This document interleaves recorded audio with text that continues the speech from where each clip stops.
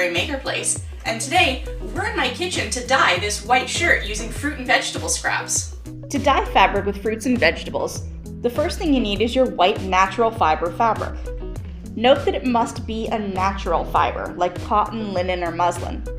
Man-made fibers like polyester or spandex won't take the natural dyes. Next, you need 3 to 4 cups of fruit or veg to make the color you're trying to dye. I'm making my shirt for Pink Shirt Day, so I've elected for some red and pink fruits. Most of what I have are strawberries, which will give me a lighter pink, but if you want something brighter, go ahead and use lots of cherries and beets. Here are some other color options for you. And it's important to note that you don't have to waste good fresh food for this. Most of the fruit I'm using today are leftovers and scraps from our Christmas fruit tray that I kept in my freezer until it was time to dye. You'll also need some white vinegar, at least 1 large pot and bowl, a colander, and if you have a mesh strainer, that's even better, and water. Before anything else, the first thing you have to do is laundry. Make sure any chemicals or starches that the store put into your shirt are out or the dye won't take. To start making your dye, add 10 to 12 cups of water to your large pot. The larger your fabric, the more water you want. A children's shirt might only need 10 cups, while an adult extra large shirt or a skirt will need 12. Next, add all your fruit. As with the water, the size of your fabric determines whether you need 3 or 4 cups. Turn your burner on high and wait for the pot to come to a full rolling boil. When the pot finally reaches full boil, cover the pot, turn the burner down, and simmer for an hour. Once the hour is over, you want to remove all the debris from your dye.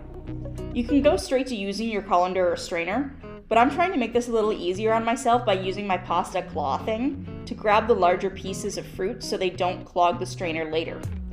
You will pick up a lot of liquid with this method that you'll want to strain back into the pot later though. Now I'm ready to start straining, so I've got my bowl in the sink with the colander on top, and I'm just dumping back and forth a few times, eventually switching to the mesh strainer to make sure all the fruit pieces and seeds are out of my dye.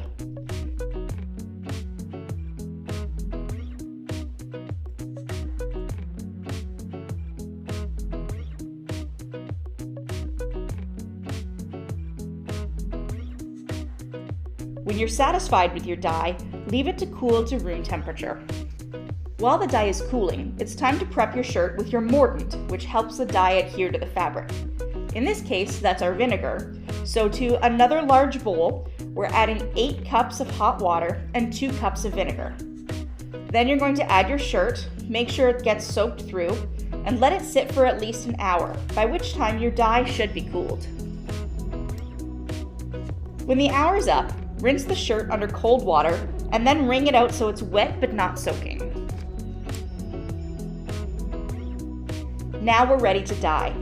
Go ahead and place your shirt in the dye pot and make sure it's as covered as possible.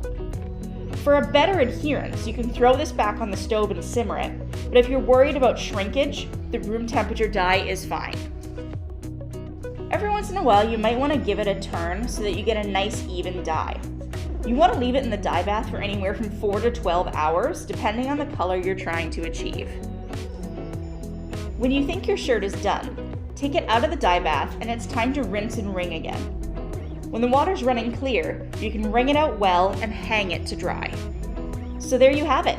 I would have liked a bit darker pink. I think it was a bit too conservative in my choice of strawberries. I could have added more cherry or beet pieces, but it did still work, so I'm satisfied. You will want to wash this separately or by hand for a while in case any color is still loose. And if it starts to fade, you can totally do it again. Share your results on social media with #MPLProud and have fun.